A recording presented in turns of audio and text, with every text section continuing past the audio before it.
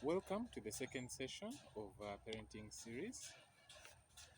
We received some comments from you, and some were answered on the chat, and others personally.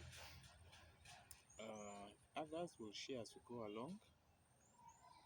So appreciate your openness. Thank you for showing engagement and sharing your experiences. At least we all agree in principle that our childhood experiences are impacting the way we parent.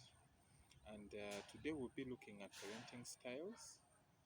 Like we said, there are quite a number of factors that influence the practices uh,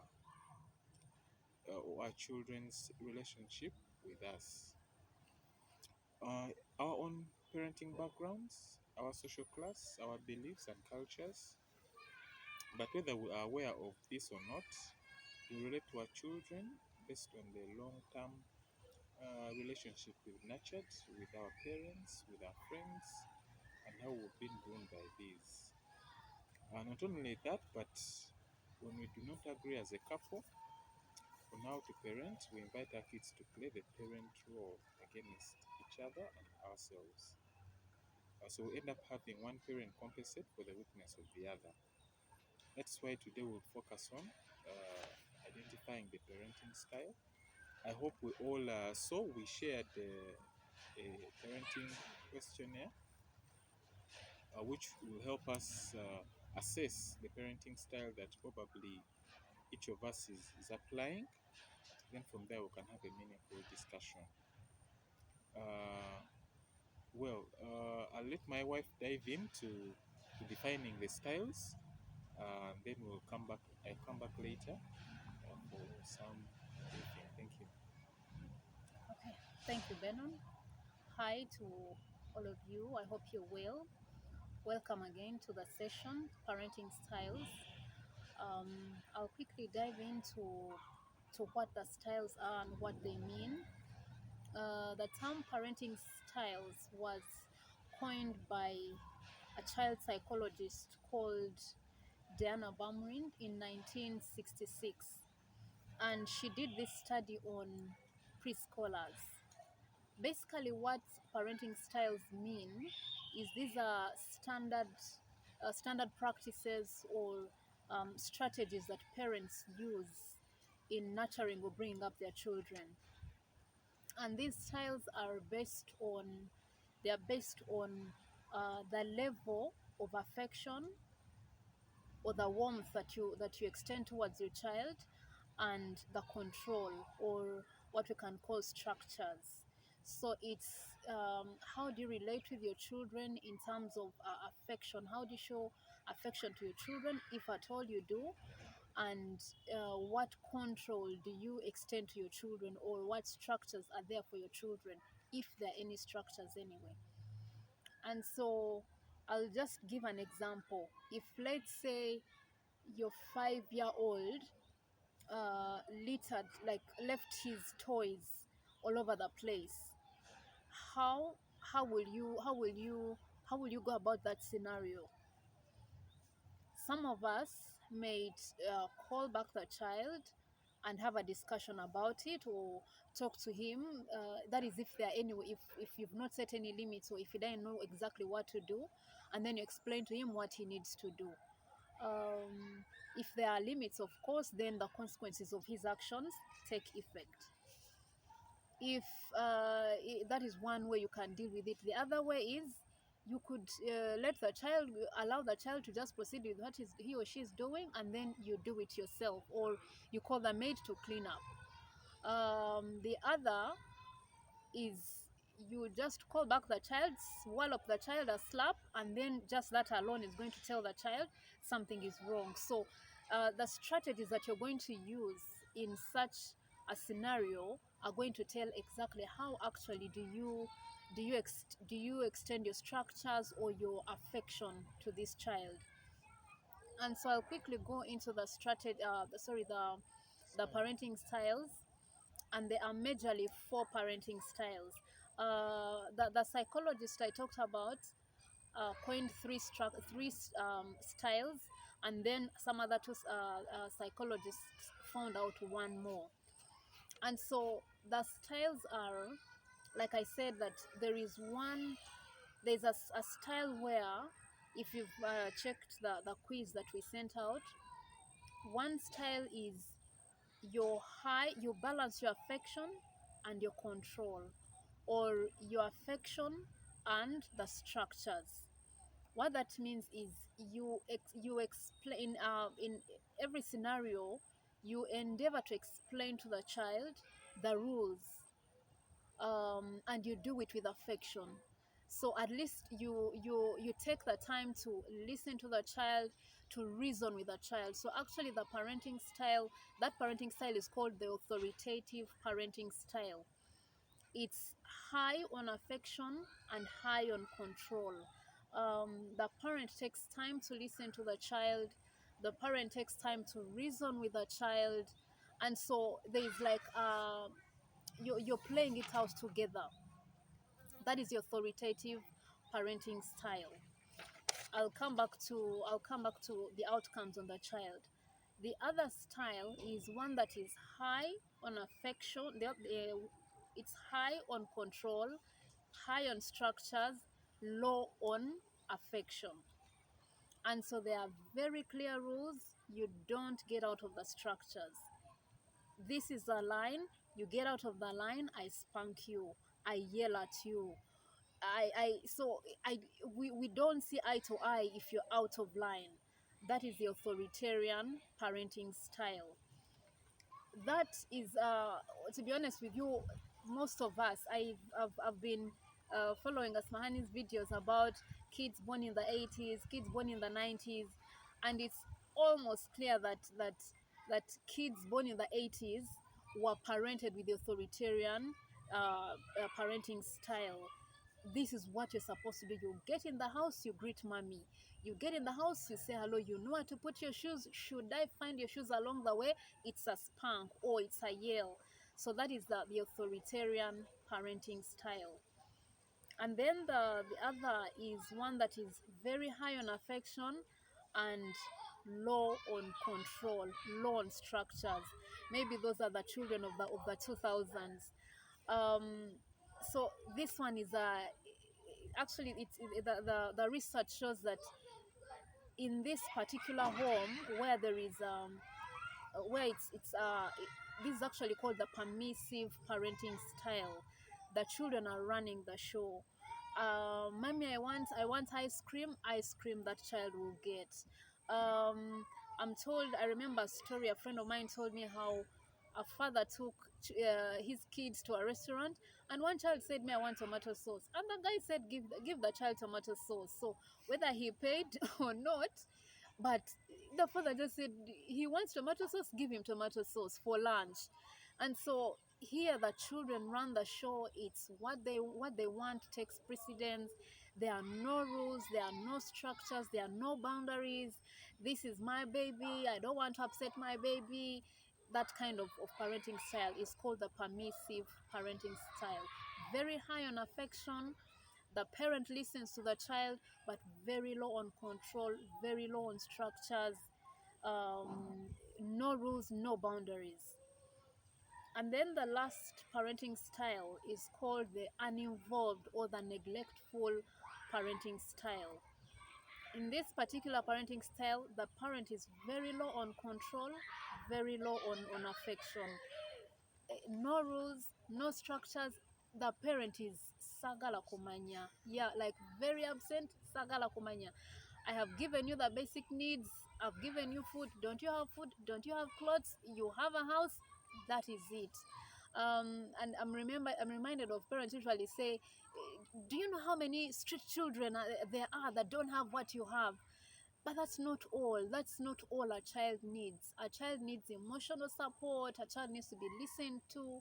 And so if you're parenting with that kind of parenting style, then you're neglectful of the child's needs. You're not involved in the child's needs. So those are the four basic parenting styles. One, which is the authoritative, is high. It balances the control and the affection and the warmth. Yes, they are both high. Really, I would say that they are balanced. And then the other, that is the authoritative parenting style. The second one is the authoritarian. When I was thinking about how to differentiate the two, I just said I would just call it omsulutani. Like, you're a soldier. It's my rules and nothing else. The authoritarian parents, when they give the rules, you don't ask why. If you ask why, it's because I've said so. Or how do you even ask? Most times you can't even ask back. You don't talk back to daddy. You don't talk back to mommy. You don't present an opinion in the authoritarian parenting style. Then the third one is the permissive style. The children are the bosses in the home. It's what I want to eat, what I don't want to eat. If I want ice cream, it's ice cream that I'll get. And then the fourth one is the uninvolved or the neglectful parenting style. The parent just provides the basic needs. Now, to go deeper into the outcomes of these styles, it's very important to know, like most of you now already know, that the way we parent, the way we impact these strategies or the practices on the children, they impact how they turn out. Children that are raised by an authoritative mom or parent, let me say, they tend to be very confident. They tend to be they are very high on social skills because the parents take time to reason with them. They are considered as valuable members in the family, and so they have high social skills. They tend to perform better in academics. They're also very independent, and they have high problem solving skills. So those are the children that grow up in an authoritative under the authoritative parenting style. The challenge under that style is that because it's based on reason, you can actually have rebellious children. That's a challenge with authoritative parenting style, because if the child does not buy your reason, then they won't do what you want. Most, of course, not entirely, but in some cases that's what will happen. That if I don't buy your reasoning to this particular action, then I'm not going to do it. So some children can actually tend to be rebellious if because it's hinged on reason. And then secondly is that it needs a lot of patience, a lot of patience, because you're going to have to teach this child exactly why they have to act a certain way. You know, they have to understand. So it needs a lot of patience from the parents. um yeah, that's basically it about the authoritative parenting style. Some say it's the best, but you just have to understand that where there is reason, you have to be patient with a child, and sometimes they may be rebellious. Children that grow up under the authoritarian parenting style, one is that they live in fear. Most of the time they live in fear, they are anxious. I remember when we were growing up, when you would hear, when our dad would be coming back home, when he hoots at the gate, instead of running to the gate, we run away from the gate, because now you have to go in the house. And then he used to love books, so he finds you on the table reading your book. One time he found my brother reading a book and it was upside down. But at that moment, you're not thinking, you're just saying, am I doing what daddy wants? So they tend to be very anxious and they live in fear most of the time. They also have very poor social skills because rules are the order of the day. You have to stay in line. When you're out of line, I don't want to know. I get out of my sight, you know. The advantage, the pros for that parenting style though is that the children tend to be high achievers in academics, and then they tend to be very well behaved because there are rules, and the rules under the authoritarian parenting styles are very clear. So there are rules: you must be home by 6, and that so whenever I would be wherever I would be somewhere by 4:30, I know by 6 I must be home. Daddy had better not find you out of home. So you know the rules, and the children tend to be well behaved. The children that grow up under the permissive parenting style, they are the children that tend to be prone to drugs. They are very indisciplined because it's my show, it's what I want. They tend to be very indisciplined. Incidentally, they tend to perform poorly in academics, because if I don't want to go to school, mommy, I don't want to go to school, mommy, then baby, it's okay, stay home, it's okay, tomorrow. So they tend to be very poor. They tend to be very badly behaved, have poor discipline. And then they also, they have very poor social skills. They think they're on top of the world. You can't, another parent or another adult cannot talk to them. However, they are very confident. They have high esteem. They are very confident. And then children that grow up under the neglectful parenting style, everything is red under that particular style. The children live in fear. The children are anxious, or they are very prone to depression. They have poor social skills because they are not considered as valuable members of a home. And then because the parent is never there to meet their emotional needs, they withdraw. So they tend to be very withdrawn in society or among people. And so the uninvolved or neglectful parenting style is one style that really, really kills the child. We're going to share this information, but for me, what's very clear is that I think, for me, in my perspective, it's important to balance balance the three, because there are times when a scenario may call for an authoritarian. It's not reason, it may just call for an authoritarian. There are scenarios that may call for that. And then there is, when you read more into parenting, there is a new parenting style called helicopter parenting. You're just hovering over the child all the time. And so there are times you just have to walk away from the situation for the child to be able to learn or to pick it up. And so while some do recommend the authoritative parenting style, there are some that just say balance the styles. And so maybe it's something that we can discuss on the chat. What's your opinion now that you know about the pros and the cons of each of the parenting styles? Can you stick to one, or should we stick to one particular one, or can we balance, especially the three, can we balance the styles for us to be able to nurture a whole all-rounded children? So that's basically it about the parenting styles. One thing that something that Benon talked about that I want to re-echo is that children know, they can tell when mommy is different from daddy. Definitely they tell. They know that daddy is a strict one, mommy is the permissive one, and so they know how to play us very well. Before we had agreed with Benon on how to discipline our children, I used to think that I give hot canes. But one time I had to discipline a manzi, and he said, I actually told him, I'm going to tell daddy, he's not going to discipline you. And a man said, mommy, please, mommy, be the one to beat me, mommy, be. So I said, yeah, but this now sounds weird.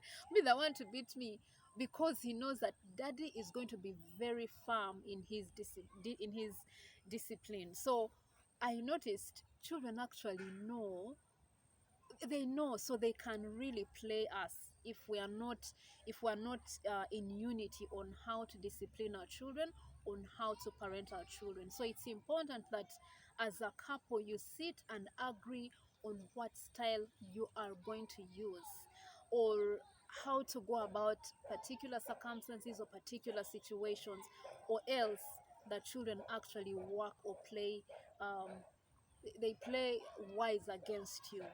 So that's basically it about the parenting styles. Over back to you. Thank you, my dear wife, and thank you for listening. I've noticed that also it has got more to do with seeking knowledge, because some of these things happen whether we know them or we don't know them. Some are happening because of our past and how we grew up. So life is happening, and so it will take a deliberate effort, one, to learn about the parenting styles, know when to apply which one. The same way we were taught through school on how to get skills that we apply at our workplaces and our crafts. So I think parenting is also, it will come in the same vein.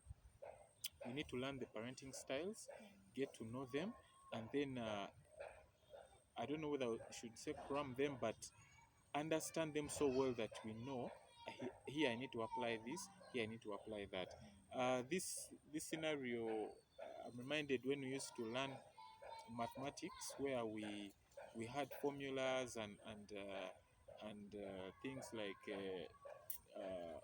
methods in physics, where you know here I need to apply this kind of method, here I need to. So I think the same way, while learning about this topic, I've realized that the critical thing would be to learn the parenting styles and understand them, And I and think, then know which one to yeah, apply. importantly, know that each, whatever your actions are, they have an impact on the Impact, child. yes, yes, Yes. that's part of it. Yes. To learn that when this is applied, this is a possible impact, this is a possible reaction from the other side, and also this is what I want to achieve. This is the result that I want to come out. So for, especially for us who, after the last session where we discovered that all of us have a background to where we came from, which influences our parenting style. So it means that we'll need to be deliberate on applying more of certain styles and less of certain styles. And basically this session flows from the previous one. So if you missed the previous session, I'll encourage you to go back and listen to it.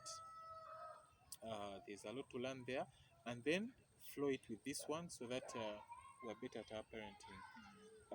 If a parent wanted to what how easy is it to move from like one to adopt a parenting style, or to adopt a style that is less likely for them? Because like we said, we're kind of 20 years into what we are doing, most of us.